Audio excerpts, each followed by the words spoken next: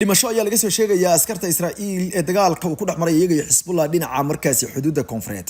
ee dhinaca wadankaasi Lebanon sida ay wararku sheegayaan dhismo ayaa la sheegay in weerar ay ku qaaday markii ugu horeysay Israa'iil laga jawaabay wararku waxay xaqiijinayaan in dhimashada askartan Israa'iil ay keenayso in colaad ay sii ballaarnato isla markaana waxay u agtay Israa'iil in meel walba kaga furmay xogayaha arrimaha dibadda ee midowga Yurub ayaa isaguna ku dhawaaqay in adduunku uu saaran yahay wuxuu ugu yeeray dacal ama gebi uu ka ladlaado kaasoo qarka u saaran in uu dalowga kolka u dameyso ka dhaco isla markaana ay dunida dhan qaraxdo waraysi dheer uu siiyay wargeyska maalinlaha ee Onda ee ka soo baxa dalka uu isagu ka soo jeeday Isbaaniya ayuu sheegay in ay hadeerta wadamada reer galbeedku ay garawsadeen halista bariga dhexe inaysan ahayn mid sahlan waxa uu sheegay in si degdeg loo joojiyo dagaalada iska horimaadada isagoo intaas ku daray in weerarka ay Iran qaaday uu dirayo fariin iska cad oo ah in gobolku markuu doono uu dab qabsan karo waxa uu ka digay inaysan gobolka aysan ku ekaan doonin weeraradaasi iyo sidoo kale dhacdooyinka halkaas ka dhacaya ay sidoo kale noqon karaan kuwa ku fiday caalamka intiisa kale wuxuu yiri hadeerta caalamku wuxuu eegay mid aynu gabi saarnay isagoo markaas qartay kolkii ugu horeysay qaybta ee wadamada reer galbeedku ka qaateen soo sabral ayaa intaas ku daray in Iran ay weerarka u qaaday si markaas cilmiyeysan isagoo kolkii ugu horeysay sheegay in ay qaadeen laba saddex shayna ay muujiyeen wuxuu yiri Israa'iil waa run waxay muujisay inay awood u leedahay inay qasto isla markaana isdifaacdo oo ay gantaalaha iska difaacdo laakiin waxaad moodaa Iran in ay sameysay talaabooyin la yaab leh oo ku horumarisay inay taqaanay bartilmaameedyada dhinaca military ee wadankaasina u sahansan yihiin taasoo ka dhigan ayuu yiri inay yareysay khasaare kasta oo shacabka gaariyay wuxuu sheegay in Iran ay xogo dhinaca diblomaasiyadda iyo warwareyn dhinaca markaas intelligence-ga ay haysay ayadoo toos u bartilmaameedsatay goobaha ay dawladdu leedahay bedelka goobaha shacabka waxaana uu ka digay intaas ay muujinayso arrin weyn inay meesha ka soo jiraan arrintaas ma taqaana uu ka hadlay ninkan waxa weey wuxuu ka wadaa hadii Britain la dagaal dhaco Iran waxay buri kartaa goobaha xataa nuclear-ka oo kale horeen aan weeydu ku sheegay Iran yaani waxay haysataa warar ku sugan oo goobaha ay weeraraysaa taamcileed waxa weey marka military capability ka waxyaalaha lagu garto waxa kamid ah in gantaalka aad tuurto aad meel ugu tala gasho waxaana la yaab noqotay in dhammaan goobaha ay Iran weerartay ahaayeen dhismayaal dawladeed iyo goobo military oo goobo military wali u badnaayeen dhinaca koonfurta wadanka oo dhan iyo qaybtan la yiraahdo maartay qaybtan saxaraha Israa'iil oo dhan ay ahaayeen xarumihii ciidanka cirka ee Israa'iil iska lahayd qaab xakaaga cad waxay haysaa xog ayuu leeyahay sida daraadeed Joseph Prowl oo hadalkiisa sii wata ayuu wuxuu sheegay in xalka labada dal la dedejiyo wuxuu ka digay hadii aan la qaadan xalka labada dal inay sidoo kale ay noqon karto ayuu yiri mid arrintan ka sii daran dhanka kale wuxuu sheegay in Iran ay qarka u saaran tahay ugu dambeynta inuu hub nuclear gacanta ku dhigto wuxuuna sheegay hadii aan wada hadaladii dib loo soo celin Iran la lahaa ee ku aadanaan sanadkii 2018 markii Mareykanku ka baxay inay Iran ay cagta saari doonto qorshayaal noocaas oo kale dhinaca kalena wuxuu weerar ku qaaday naankii loo yaqaanay kiisa gaashamaadkii Oslo Accords ama mashruucii Oslo oo sheegay idilkoodba inay ahaayeen kuwa qariman oo aan xal waara keenin laakiin meesha isku cunadoobiyay dhanka kale wuxuu sheegay waxyaalaha ka dhacay ayuu daanta galbeed maalin kasta inay yihiin qalalaase iyo sidoo kale weerar horle iyo Mooryaanimo taasoo Israa'iil ay ka damayso wuxuuna sheegay in ugu dambeyn ayuu yiri 14 jirka lagu dilay halkaasi ay muujinayso ayuu yiri in weerarka ay lahaayeen dadka dhulboobka ah laakiin uu sheegay in qalalahaasi marba ka dameyso uu sii xumaa karo gabadhii yareed ee ugu dameysay qoyska reer Xaniya ee dhaawaca uu ku soo gaaray ayada aabiyaasheed adeeradeed iyo aabaheed la socota ayaa geeriyootay Malak Xaniya ayaa dhaawacii ay ahayd qoyska inay iyadu ka hadhay qoyska reer Xaniya oo gabadh yar uu u yahay Ismaaciil Xaniya hogaamiyaha Hamas ayaa u geeriyootay dhaawacii ka soo gaaray markaas weerarka Israa'iil Ciid al-Fidriga ay qaaday sidaas wakaalada wararka Anadolu ayaa ku soo waramaysa waxa halkaas ku geeriyooday markaas 6 qof oo ay isugu jiray 3 caruur iyo 3 qof oo waaweyn waxaana maalinta Arbacada loo ballamay in janaasada lagu tukado xaafada loo yaqaano markaas dhinaca galbeed ee qasa ee qaxoontigu ay degan yihiin halkaas lagu aasi doono waxa la sheegay in xaaladeeda aad loola tacaalay laakiinse teedii in markaas ay noqotay oo ay geeriyootay Israa'iil ayaa sadishay oo dabcan sabab la'aan ma dhiman dhinaca kalena Israa'iil ayaa dhinaca kale waxa ay sheegaysaa marba ka dambaysa in ay qorshayaasha ay ku leedahay dhinaca dhaqdhaqaaqa military iyo muhiimadeeda bariga ee dhexe gaar ahaan magaalada Andhaho bartamaha qasa ay ka fikirayso hadeerta si u dhiman wasiirka wasaaradda dhaqanka Israa'iil Mika Sahar ayaa sheegay in ay yareeyeen dhaqdhaqaaqooda halkaasi ay ka wadeen iyaga oo haatan og waxay ugu yeedheen qorshayaashu inay noqon doonaan kuwa la dhimo ilaa waxay sheegeen inay ka mid noqon karto hadii lacala Israa'iil iyo Iran isku dhacaan si ciidamadaasi loo abaabulo oo hadhowto loogu helo inay dhinaca kale u jahaystaan si kastaba ha noqotay waxay sheegeen in culays dhinaca weyn uu ka degay dadka reer Qasa qaar kamid ah dadka ku sugan Qasa ayaa sheegay tan iyo weerarka ee Iran qaaday in ay dareemayaan in culaysku uu ka degay dhinacyo badan oo gaar ahaan ciidamadii dhaqdhaqaaqa halkaasi ka waday wadanka Itaaliya ayaa sheegay iyaguna inay ka shaqeyn doonaan inay cunaqabatayn saaraan ay yiraahdeen dadka taageeraya in Israa'iil la dhibaateeyo gaar ahaan waxay yiraahdeen kuwa aad ka u taageersan qorshayaasha ka dhanka Israa'iil ee ololaha weyn ee dunida ka socda. Wasiirka arrimaha dibadda dalka Italia Nicola Antonio Tajani ayaa sheegay in wadankiisa uga faa'iideysan doono madaxtinimada ururka G7 ee hayaan in Israa'iil lagu caawiyo gaar ahaan ay yiraahdeen dhinaca dhaqaalaha. Israa'iil ayaa sheegay in culays weyn oo dhinaca dhaqaalaha uu fulay kadib markii weerar ba'an ay ku qaadeen dhinaca iska difaacista taasoo ugu dambeyntii keentay baa leeyahay inay Iran ay noqoto markaasi mid dhibaatooyinkeedu ay noqdaan mid dhaqaale aad u xooggan gaarsiisa Israa'iil. Tarbeelka wararka wacala dhinaca diblomaasiyadda waa qiimaha leh. Haddaba Iran ayaa markale uga digtay Israa'iil inay soo midaamiso. Amir Saeed Irfani oo ergeyga joogtada ee golaha qaramada midoobay u jooga dalkaasi Iran ayaa uga digay Israa'iil in ay ka fogaato talaabo military oo ficila inay isku daydo martaba inay qaato. Waxa uu sheegay in meesha laga saari doonin jawaabta ay Iran hadhowta bixi doonto inay noqon doonto mid dhul gariir. Isagoo wareysi gaarsiinayay TV-ga Sky News ee dalka Ingiriiska ayuu ka digay in wadankiisu uu noqon doono mid bixiya jawaab ka adag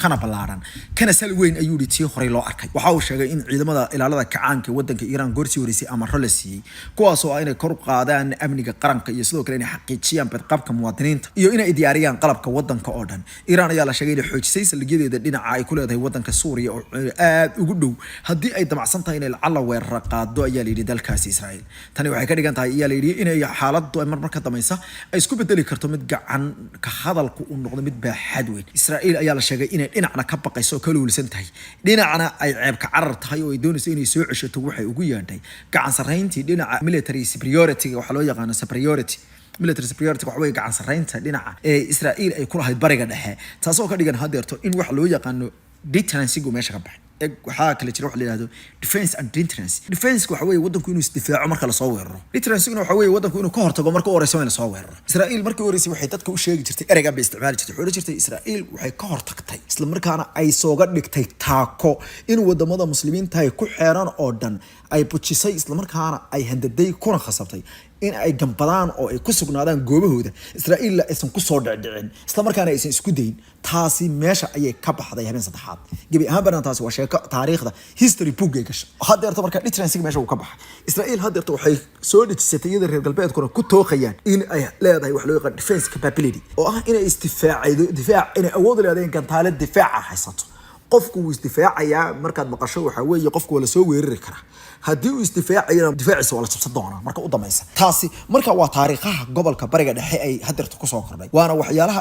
dadka maartay aragtida dheer ee military commentatorska iyo military analysiska iyo dadka historianka intuba ay qaada dhigayaan samarkaana ay sheegayaan waana meesha ay ka jahawareerisay xataa Iran in ay hal sheeko oo isku mid ah ay sameeyay kari waayaan wadamada reer galbeedka warbaahintooda oo isku carab ahaa sanadkii ugu dambeeyay oo dhan muxaafid iyo mucaarad midig iyo bidixba istaba taageen Israa'iil hadeerta laakiinse ay isku dhaxdaateen isla markaana ay salbabxeen gabi ahaabana markii hore waxa la moodi jiray inay one editorial ay leeyihiin hal tifatire inay leeyihiin baa la moodi jiray CNN iyo BBC iyo Fox News oo aan isku mabda ahayn markay ka hadlayaan arrimaha siyaasadda dalalkooda gudahooda laakiinse aad moodo markii dambe in isku meel wax looga soo meerinayay haatan laakiinse waxa soo muuqatay inay kala daateen isla markaana ku jahawareereen qadiyadan say u sheegaan dabcan Mareykanka ayaa sheegay iyaguna inay dadaaladooda aadka u xooggan ay dib u bilaabi doonaan ay ku aadan in dhaqaalihii bal loo ansixiyo Israa'iil Mareykanka ayaa isku dayay in ay dhinacyadu ka kala faa'iideystaan qorshahan iyadoo dhanka kale ay jiraan dad ku eedeynaya Iran lafteeda in Israa'iil oo geed ku soo xilbisay hadarta geedka ka soo fureen laakiinse taasi arrin fiican ma dadka qaar kamid ah Carabta Iran la dagaalama niman Carbeed oo Iran la dagaalama waxa jira afkaar ay isku haystaan kuwaas oo xitaa inagana Soomaalida qaar kood ba ku daartay arrinta marka waxay dhaheen Israa'iil bay arrintan hiil u noqotay weerarkan oo Israa'iil way sii go'doomisay oo Mareykanka way sii go'doominayeen hadeerta Mareykankii iyo baa ka neefinayo naqaska ka furaya waxay markaa fahansaneen in Mareykanka laftiisu agfiiri Mareykanka laftiisu in uu naqasku ku deganaabaysan fahansanay Mareykanka laftiisu inuu naqasku ku deganaa oo dhibaato aad u xooggan ay qabeen baysan garakaraynin oo aysan ogeyn dabcan ayaga laftiisu taas waa inay fahmaan markaa sidaas ayaana markaasi u muuqata inay marka dameysa ay dhinacyadu tahay inay u fakaraan kolka ay noqonaysa inay go'aan ka gaaraan isla qadiyadaasi kolka ay timaado aan ku siqad marka Mareykanku hadirta marka waxay doonayaan in dhaqaalihii ay la meel mariyo 14 bilyan laakiin arrinta Mareykanku la hada kuma heshiinin xisbiga jamhuuriga ee aqlabiyadda Congress-ka haystay lacagtan iyagu hore u diiday lacagtan waxay ku diideen 61 bilyan oo ku hoos jira oo Ukraine loo wado ilaa hadeerto arrinta Ukraine ma aysan aqbalin laakiin xisbiga Congress waxay leeyihiin aqlabiyad leh waxaanu doonaynaa lacagta inaan kala saarno segregation wax loo yaqaan fund inay sameeyaan lacagta inay fanka lacagta maalgelinta inay kala saaraan oo inta Israa'iil la soo haraan madaxweynaha Mareykanka Joe Biden ilaa hadeerto warka ma ogola asaguna iyo xisbigiisu waxay leeyihiin lacagta ama duuduub 92 bilyan dollar duuduub ku ansixiya ama naga dhaafa ay leeyihiin taasna waa sakal hor leh ma laga yaabaa in labada qolo dabacdo waa laga yaabaa labada qolo in qolo dabacdo ama qolada maamulka madaxweynaha Mareykanka Biden administration oo ay ogolaadaan lacagta Ukraine laga reebo hadii laakiin taa laga reebo Ukraine shilin dama heli mayso oo Mareykan leeyahay lacagta laanta fulintu ay siisay boqolaalka milyan mooyaane bilyan lacag gaadhay soo dama heli maayaan ruushkeena taasi guuluta haddii markaasi dhinaca kale Ukraine haddii ansixiyaan lacagteedana jamhuurigu gabi ahaanba ma ogolaanayo Trump waayo Trump waxa uu ku ololeynaya waxa weeye inuu dagaalka Ruushka iyo Ukraine soo afjari doono sababta ugu badan uu soo afjari karaana wax kale maaha waa inuu yareeyo ama joojiyo taageerada noocaasa ee la siinayo Ukraine si aysan Ukraine dagaalka u sii wadin dabcan wasiirka kan ee nacaybka madaxa Maraya Ben Gvir loo yaqaan kamida dadka doonaya in dadka reer Israa'iil ay qabsadaan dhulka Falastiin oo dhan markaan baabiyaan ayaa ku baaqay in xilka laga qaado wasiirka gaashaandhigga ee dalkiisa taasoo khilaafka dhinacyada cirka ku sii shareeraysa iyadoo oo markaasi qabiil ay u sii kala baxayso nidaamka sanuuniyada isla markaana ay qolo isku sii haystaan ayaa Yof Galan wuxuu ka hor yimid qorshaha isballaarinta ee daanta galbeed iyo dhulka la qabsaday oo cilaaqaadkoodu uu sii xumaanayo xubnaha kan maadaama isagu uu kamid yahay xubnaha bidix dhexe loo yaqaan ama dhexdhexaadka waxa uu ku baaqay laakiinse wasiir Ben Gvir in xilka laga qaado Itamar Ben Gvir ayaa loo yaqaan waana ninkii sheegay hadda ka hor in ay gabi ahaanba doonayaan in dhulka Falastiin oo dhan la qabsado wuxuuna sheegay Ben Gvir in sharafta dadka reer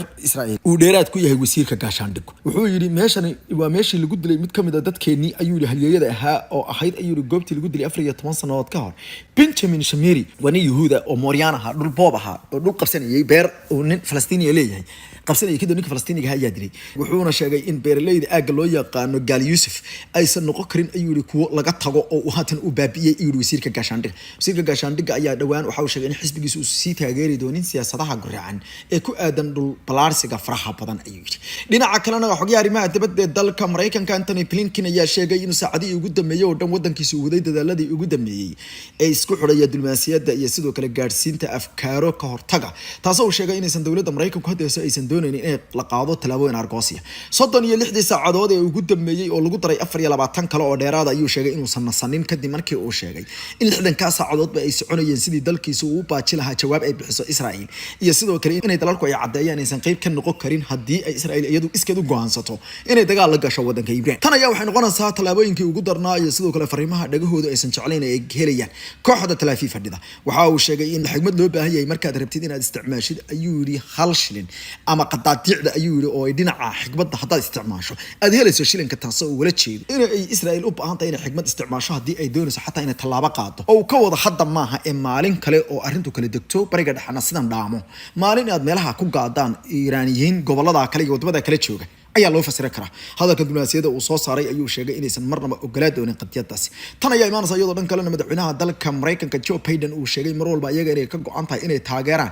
ammaanka Israa'iil iyo dadka kale ee gobolka ku dhaqanaya cilaaqaadka iyo saaxiibada ay yihiin sidaa daraadeedna wuxuu sheegay Mareykanku mar walba inay ka go'an tahay in amniga dalka si Israa'iil uu yahay mid ka go'an laakiin wuxuu meesha uusan ka saarin inay dawladda dalka Mareykanku ay ku qancaynin wax ka yar xabad joojin ka hana qaata ayuu yiri dhulka Falastiin iyo sidoo kale in la soo daayo buu dadka la haysto warkan ayuu ka sheegay aqalka cad ee dalka Mareykanka madaxweynaha dalka Mareykanku isagoo khashir jireed ku hayay Oval Office-ka iyo dhanka kale waxa uu sheegay inuusan ogolaad doonin si socoshada arrimahan oo dhan waxa dhinac taagnaa ra'iisul wasaaraha wadanka Ciraaq Mohamed Shia Sudan kaasoo sheegay dhinaca kale in uu gabi ahaanba dalka Mareykanka kula taliyay joojinta qadiyadka qaarkood wadamada Jarmalka Faransiiska iyo Belgium ayaguna waxay ku soo biireen ololaha safiirada wadanka Iran loogu wacayo isla markaana lagu xisaabtamayo iyadoo wadamadan ay si toos ah dhinaca diblomaasiyadda oo la safteen Israa'iil laakiin ay diideen dhinaca militariga inay waxaan difaacayn u geystaan ayaa Sayid Maxamed Ali Robatasi oo ah safiirka dalka Jarmalka dalkaasi jooga andhaho ee Belgium safiirka jooga Faransiiska safiirka jooga Jarmalka iyo kan jooga markaasi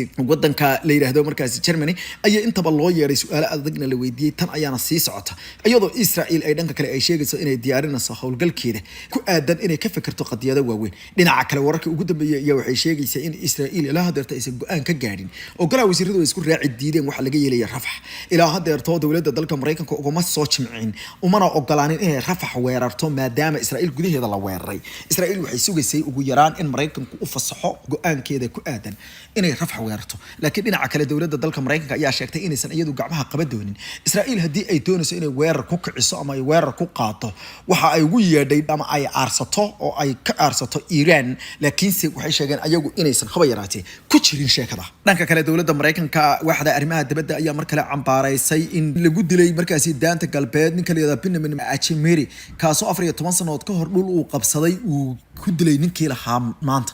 taasoo ahayd in wasiirkii wuxuu ka hadlayay waxay ahayd dabcan meesha 14 sano ka hor baa la qabsay, laakiin ninka maanta la dilay ninka Benjamin ninka la yiraahdo Achimeri. wasaaradda arrimaha dibadda ayaa se cambaaraysay dalka Mareykanka waxayna sheegtay inaysan ogolayn dilka in dadka loo geysto, balse qaar ka mid ah wariyaasha ayaa la loolamay afayeenka wasaaradda arrimaha dibadda oo isla markaana weydiiyay in dadkan ay yihiin kuwo dhulka ku qabsaday si aad marka qaarkood ay imaanayaan dadka inay iska caabiyaan gaar ahaan Falastiiniyiintu. dhinaca kalena kooxda Hezbollah ayaa sheegtay in ay weerar ku qaaday aaga Kfar Shuba oo ah deegaan ay ku habsatay Israa'iil sanadihii 1967 markii 6 maalmood dagaalka halkaas oo la sheegay in howlgal ay ciidanka gurgure ee Hezbollah ka sameeyeen ay isku dagaaleen iyada iyo kan Israa'iil ayaa sheegtay inay hareereysan tahay isla markaana ay laba diblaysan tahay oo inay dareemayso culays aad u weyn iyo ciriiri ayay sheegeen dhinaca amniga wasi hadalka ay u dhigtay. tarbeelka wararka wacala dhinaca diblomaasiyadda dawashana qiimaha leh farka ma qodna xogaha dhinaca diblomaasiyadda waxa soo socda warar iyo wacala waaweyn oo gaanka gandanoor dawashana qiimaha Mareykanku ilaa hadeerta wuxuu ku adkeysanayaa inuu isagu doonayo inuu ka hortago colaad weyn oo gobolka ka qaraxda. Mareykanku wuxuu sheegay inuu diidan yahay ilaa hadeerta inuusan qaadanayninba waxay ugu yeedheen gebi ahaanba in si fudayda dagaal loo galiyo. Mareykanka gaar ahaan xogyaha arrimaha dibadda dalka Mareykanka Anthony Blinken waxa uu sheegayaa inuusan asmacaynin isla markaana doonaynin in qorshayaasha oo dhan ay noqdaan kuwo degdeg ku dhaca isla markaana keena ayay yiraahdeen marka ugu dambaysa halis aad u weyn oo dhinacyadu ay isku farasaaraan. xogyaha arrimaha dibadda dalka Mareykanka ayaa hadalkiisii saddexaad saacado gudahood jeediyay wuxuuna sheegay in ay isku wada xireen dhammaantood ololaha wasiirada arrimaha dibadda ee gobolka kuwa ayuu yiri aan gobolka ahayn ee daneeya qadiyada kuwa gaashaanbuurta NATO kuwa European Union iyo dhammaan doonaysa oo dhan waxayna sheegeen in idil ahaantood ay isla waafaqeen sida ay tahay in looga fogaado qadiyada gobolka inay faraha ka baxdo sida dalka wadaan. dhinaca kale dowladda Mareykanka iyadoo warkaa sheegaysa ayay dhinaceeda kale waxay sheegtay in weerar ay ugu yeedhay kuwa cayiman oo sanjabisa ay ku qaaday goobo ku yaala wadanka Yemen. iyadoo hadlaysay ayaa waaxda militariga dalka Mareykanka saldhigga dhexe ee US Central Command ee CENTCOM loo yaqaano iyo waxay sheegeen in ay bartilmaameedsteen goobo cayiman oo ku yaala magaalada Sanca iyo sidoo kale goobo kale kuwaas oo ay ku tilmaameen inay ku beegsadeen agab military oo aad u ballaaran oo kooxda Xuutiyiintu ay la dhaceen. ay yiraahdeen maraakiibta ay yiraahdeen shacabka iyo kuwa kale qaydka halkaas qulqulaya. iyadoo hadlaysay ay sheegtay in CENTCOM ay sii wadi doonto baacsiga kooxda iyo sidoo kale inay yareyso ama ay hoos u dhigto waxay ugu yeedheen inay degrade garayso oo ay hoos u dhigto ay kartida ay u leeyihiin inay sii wadaan weerarada. laakiin kooxda Xuutiyiinta war qoraal soo saartay ayaa sheegtay inaysan wax yeelo weyn geysan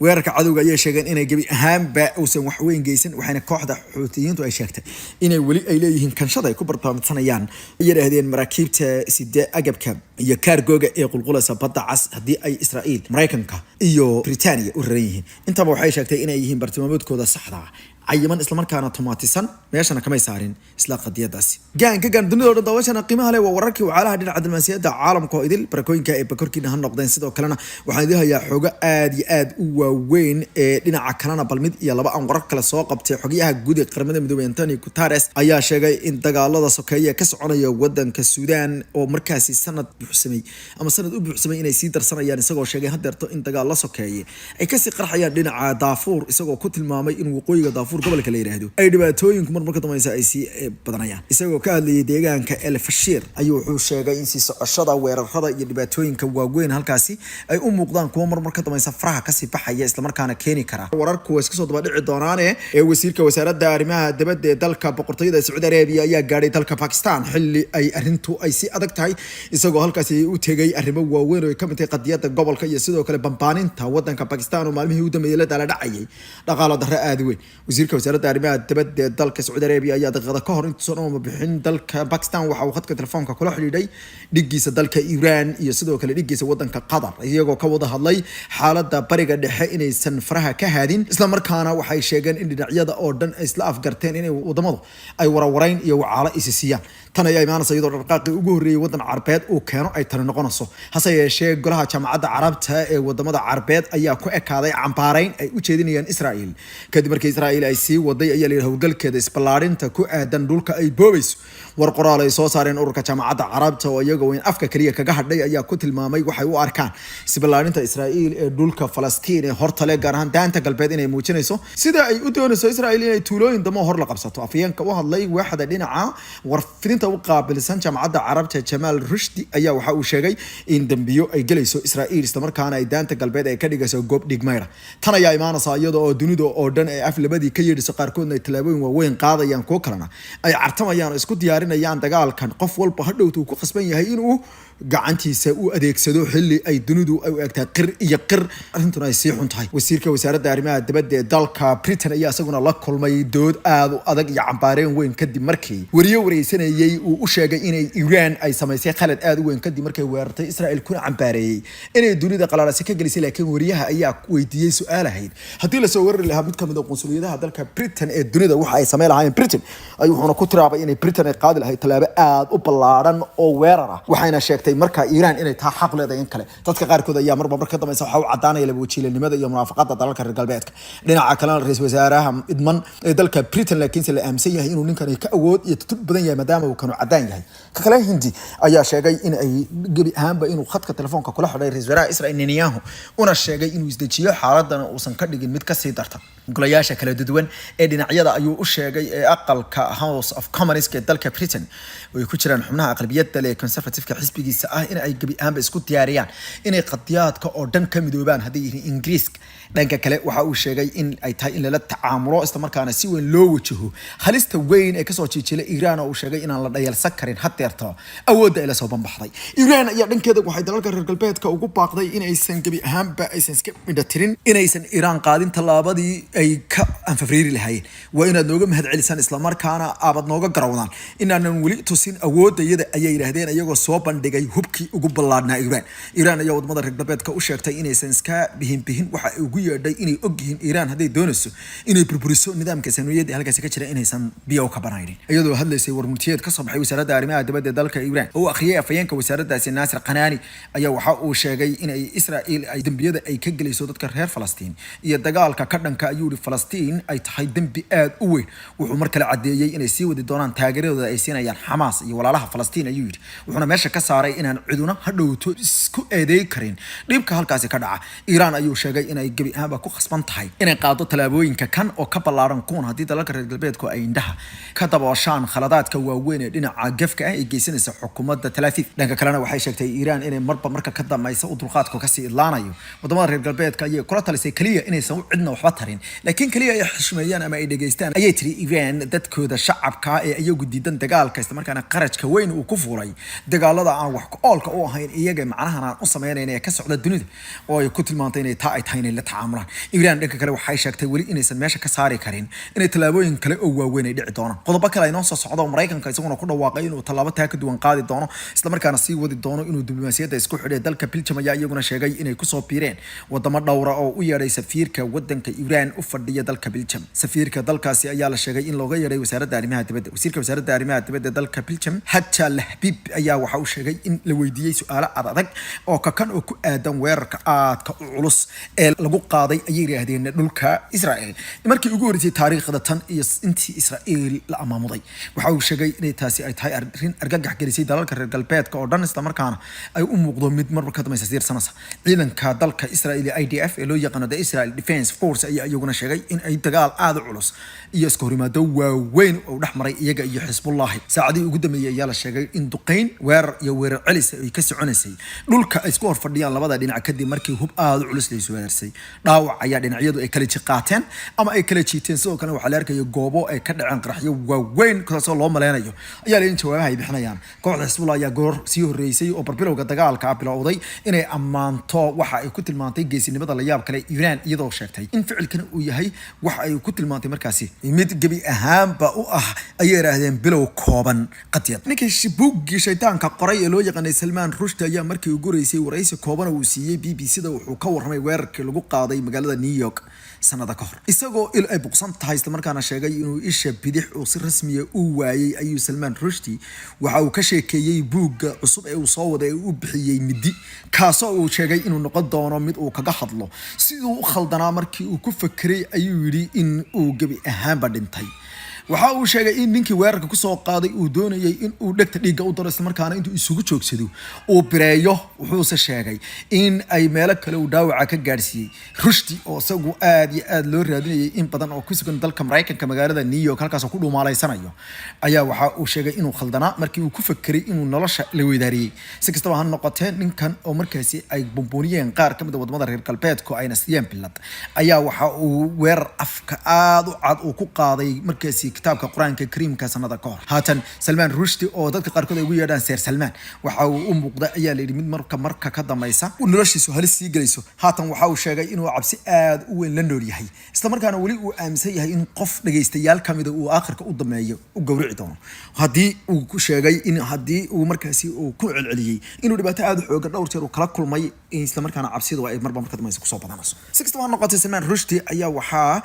markaasi ninkii weerarka ku qaaday uu sheegay inuu marba ka xumay wixii weerar u geystay ninkaasi wadanka Czech Republic oo kamid ah wadamada cilaaqaadka wanaagsan la Israa'iil ayaa isaguna u yeeray safiirka magaalada wada xarunta Prague u jooga dalka Iran sida uu sheegay wasiirka wasaaradda arrimaha dibadda Jan Lipavsky waxa uu sheegay in loo yeeray kadibna su'aalo ka kala weydiiyay dalalka reer galbeedka ayaa sheegay in cuncun ka qaadeen isla markaana ay gabi ahaanba ilaaha dariisan fahmin sida ay Iran u tahashay iyadoo wadamada reer galbeedka oo dhan ay indhahoodu shan yihiin inay hargalay ay weerarto ay yiraahdeen Israa'iil war qoraal ay soo saartay Czech Republic ayaa sheegtay inay ku biirtay wadamada aad iyo aadka uga xun ficilka Iran ay qaaday ee lagu beegsaday nidaamka saanuniyada oo ay sheegeen inuu halkaasi uu ku sugan yahay xaalad adag waxay sheegeen inay tan marka dambaysa ay keeni doonto ayaa leeyahay talaabooyin kala yaab kale dabcan warbaahinta reer galbeedka ayaa wali sii wada inay fahmaan isla markaana ay qaada dhigaan sida ay u arkaan weerarka Iran ilaa hadeerto macnaha weyn ee uu sameeyay iyagoo ku tilmaamay in weerarkan loo qaatay fariin cad oo Iran ay u dirtay Israa'iil kaasoo ay oranso inaydan iska kaya celi karin isla markaana fariin ay ahayd wargeysada dalalka reer galbeedka garanko Ingiriiska ayaa ku tilmaamay in markii dulmaasiga Iran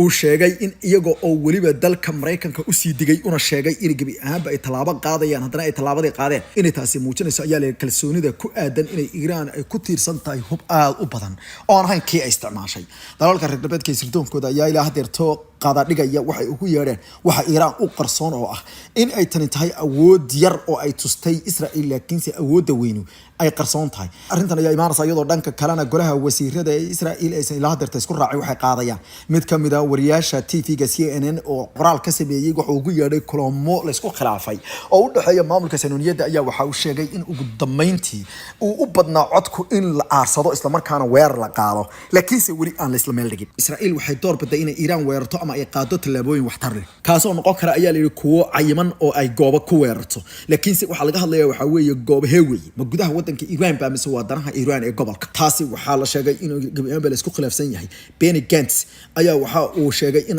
xaaladdu wali aysan dhamaan wuxuu kamid yahay dadka mucaaradka ku ah qadiyadan in la degdego dhanka kale ra'iisul wasaaraha Israa'iil Netanyahu ayaa waxa uu sheegay in uu ka digay in wax degdeg ah aan la sameeynin isagoo oo sheegay in ay dhinacyada oo dhan u baahan yihiin in talaabo la qaado laakiinse waxa uu sheegay inuu amar ku bixiyay inaan la fududaanin wuxuu yiri ku fududaanin maadaama Iran hadeerto warkeedu uu yahay inay sameeyaan mas'uuliyad dar waxa uu sheegay in Iran aan warkii u horeysay sidii laga talagali jiray oo hadeerta laga talagalin loona baahan yahay in la diyaar garoobo wargeyska reer Israa'iil loo yaqaan Israel Hayom ayaa waxa uu sheegay goorsii horeysay in dhinacyada oo dhan ay isku raaceen in aan ficil degdeg ah la qaadin kaasoo gabi ahaanba gobolka keeni kara xaalad aad u weyn dhinaca kale waxa la sheegay laakiin wali in Iran ay isku tashanayso isla markaana ay sugayso suurtagalnimo weerar ay soo qaado Israa'iil laakiin waxay ka digtay markaas inuu dagaal ku noqon doono mid weyn madaxweynaha dalka Iran Ibrahim Raisi ayaa uga digay Israa'iil inay qaado talaabo uu ugu yeeray mid noqon doonta mas'uuliyad darro isla markaana qasib doonta jiritaanka maamulkooda yar ayuu yiri saanuniyada halkaas ka jira haddii Iran in yar oo weerar wadamo lagu soo qaado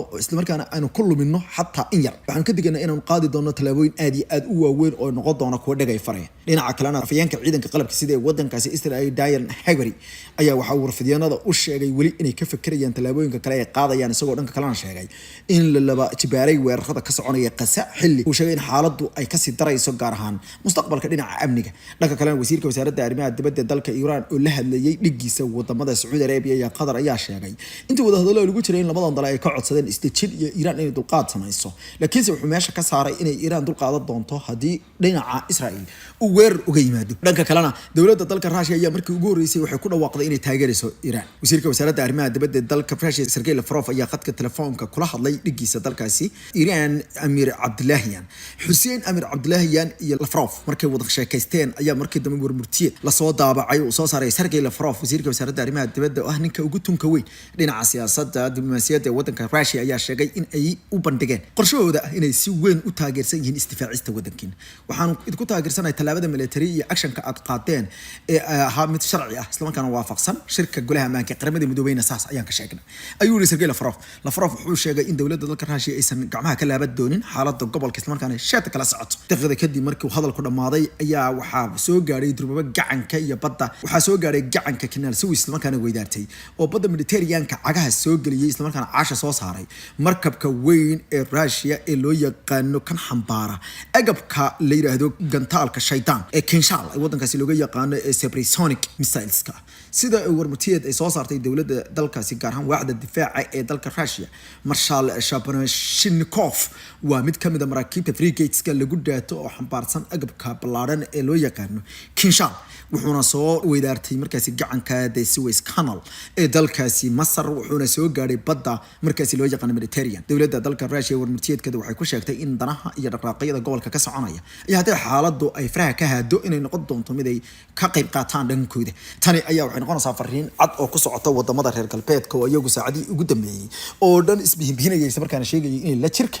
Israel ay taabiya kama dhibcaan mid kamid ah xeelarayaasha ayaa aaminsan in dowladda dalka Russia awoodan ay soo dhigtay halkan ay tahay mid cadaysay hadalkana lagu sii xoojiyay qadiyada telefoon ee dhexmartay Sergey Lavrov iyo Abdullahian kuwaas oo labada dhinacba ay isku raaceen in la sii wado hanaanka madaxweynaha dalka Faransiiska Macron ayaa markii ugu horeysay qirtay in dalka Urdun iyagoo hawadooda isticmaalaya ay ka qayb qaateen difaacii Israel Macron oo asagoo ah nin uu nacaybka muslimiinta u madax maray ayaa sheegay in uu ka qayb qaatay kadib markii qorshahooda uu ahaa in la baajiyo ugu yaraan khasaaraha weyn ee gaari karayay ayay yiraahdeen Israel Emmanuel Macron ayaa dhinaca kale waxa uu sheegay wargeyska iyo TV-ga loo yaqaan BFM TV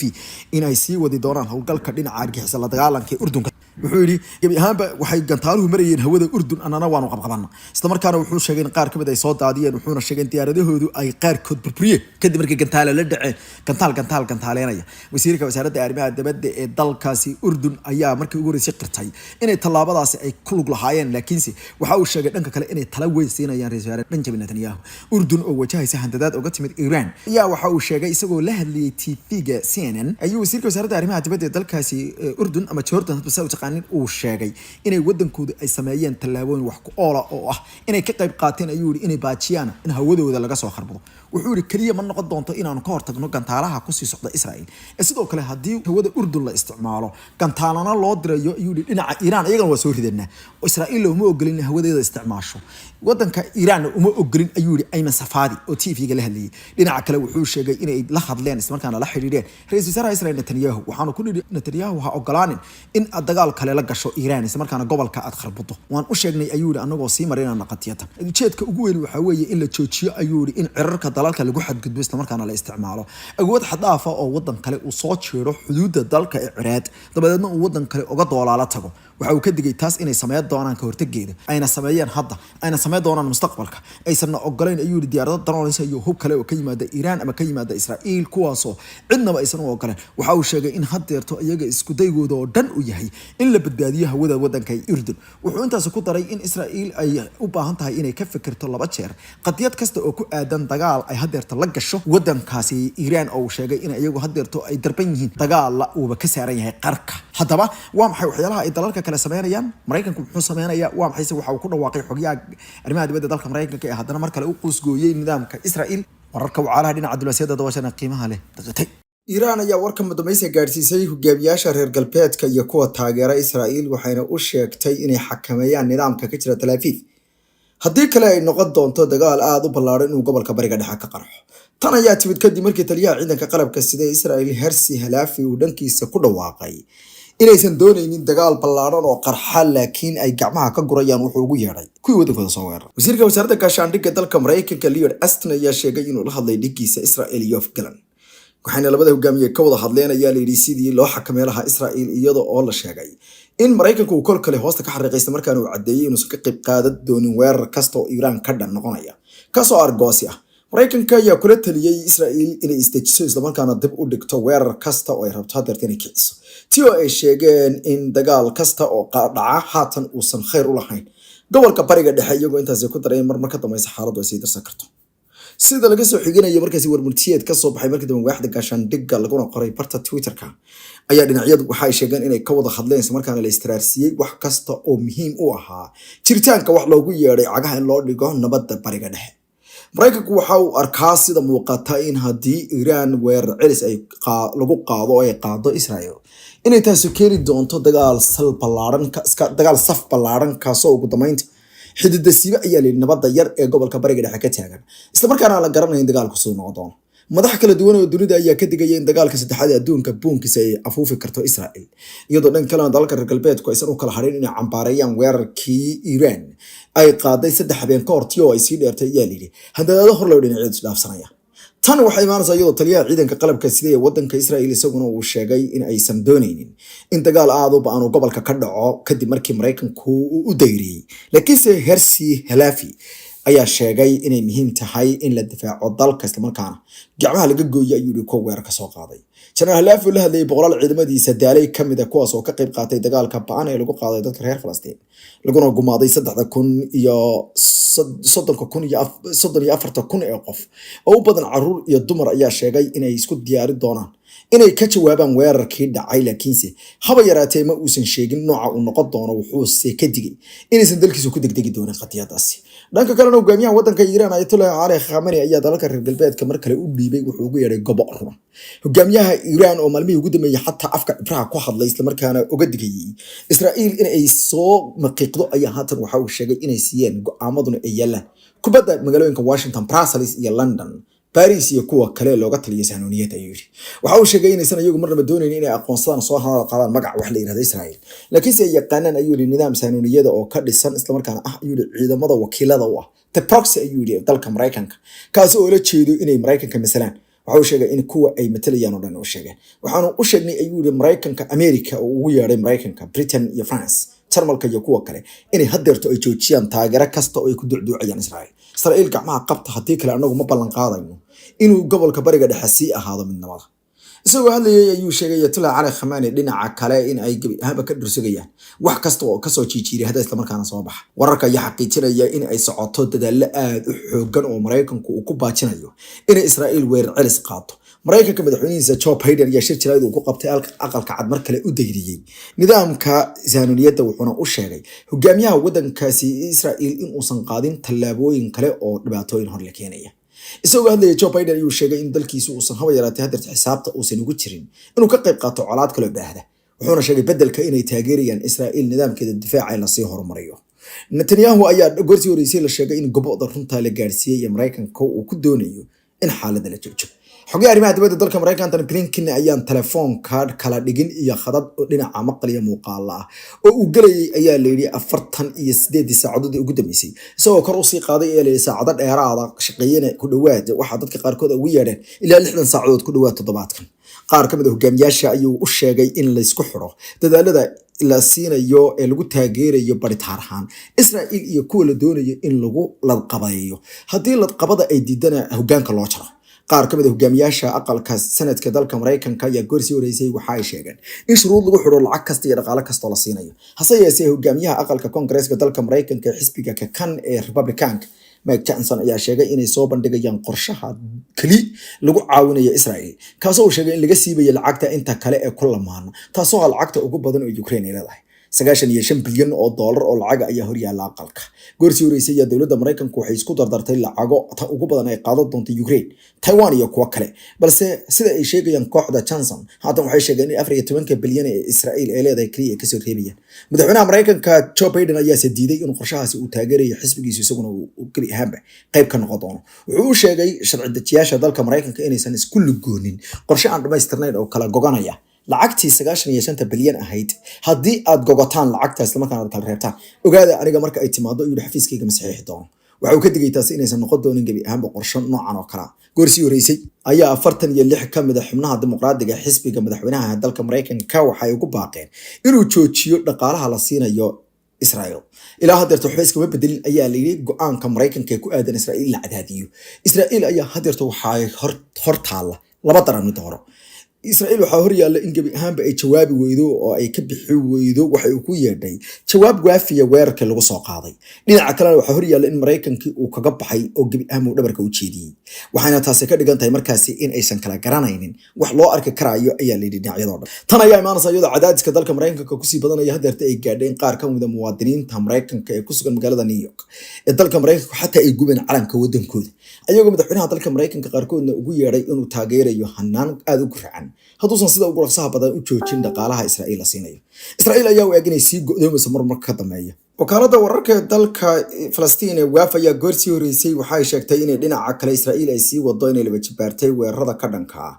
dhulka reer Falastiin ay ku habsatay daanta galbeed taas ay ku tilmaantay marmar ka dambeysay in weeraradan ay u muuqdaan kuwo sii fool xumaanaya goorsii horeysay ayaa qaar ka mid ah xubnaha dhulboobka iyo mooryaanta loo yaqaan waxay weerareen goobo hor leh oo la sheegay inay ku habsadeen wararka ayaa xaqiijinaya inay tani muujinayso kol kale in Israel elwisi wada qalalaaseeda ka dhanka dadka reer Falastiin ee barakinta baan ay ku hayso iyadoo sidoo kale cusbitaalka Shifa oo Israel ay ku noqnoqotay howlgalla ay ka soo bisay laga soo saaray 10 meydadkan ayaa la aaminsan yahay in si xabal wadareed halkaasi loogu aasay qaar ka mid ah xubnaha ka qayb qaatay soo faagista meedadkan ayaa sheegaya in Israel ay dadka qaarkood si kasma halkaas ay ugu joogtay warwareynta ayaa imaanaysa iyadoo dhanka kale wasiirka wasaaradda arrimaha dibadda ee dalka Shiinuhu ku soo biiray hanaanka xaaladda iyo waliba in sidoo kale uu sheego inuu dhinac taagan yahay kolka ay noqoto dawladda dalka Iran ayadoo jawiyada bariga dhexe ay yihiin kuwa allow sahla isla markaana marmar ka dambeysay ay fool xumaa karaan ayaan waanyi wuxuu la hadlay dhigiisa wadanka Iran Hussein Amir Abdullahian sida wakaalada wararka Shiinahu ee dalka Israel sida wakaalada wararka ee dalka Shiinahu laga soo xigtay wakaaladu waxay sheegtay in Amir Abdullahian iyo waanyi ay wada xaajoodeen isla markaana ay dawladda dalkaasi mar kale ku celisay Shiinuhu inay cambaareen soo weerarkii dalka Israel uu ku qaaday qunsuliyadii ay lahayd dalka Iran ee ku taalay magaalada Dimashq bishan koodii taasoo ka dhalatay in Israel ay hesho jawaab degdeg ah oo ka timaada dhinaca Iran waanya ayaa sheegay in loo baahan yahay dunida in ay lagu soo celiyo laguna soo dabaalo nabad qolo walbana khaladka ay galaysa lagu xisaabtamo wuxuuna sheegay inaysan sii socon karin dunida dhinac ka raran tii ay sii dheertay baaqyada waaweyn ee dalalka qaarkood ka soo baxaya ra'iisul wasiirka wasaaradda arrimaha dibadda ee dalka Britain ayaa isaguna wajahay cadaadis aad u xooggan oo ga yimid baraha bulshada kadib markii uu sheegay in dawladda Britain hadii la soo wararo qunsuliyadeeda ay go'aan degdeg ah ku gaari doonto inay jawaab aad u kulul oo culus ay bixiso taasoo kolkii dibana lagu laray su'aal ahayd haddii Iran saas ay ku dhacday inay bixisay jawaab maxaa ku jaban si kastaba noqotay wadamada reer galbeedka ayaa laba daran mid doora iyaga lafkoodu sida Israel ku jira si koobaad waxa weeye inay Israel oo ah nidaam ay ilaaliyaan isla markaana ay ku qoodiyaan bariga dhexe ay ku taageeraan arintan ah in haddii tan lagaga samro ugu dambeynta la burburi doono oo lagu soo dhiiri doono waana sida ay qabaan wadaadada midigta fog ee Israa'iiliyiintu kuwaas oo ku tiraabay haddii aan hadeerto Iran loo jawaabin inay dhagay faray dhala doonto talabaadna waxa ay sheegeen inay noqonayso waxay ugu yeedheen gabi ahaanba in ay Israel tadahayso haddii mar walba la horordo taasina ay noqon karto dhibaato kale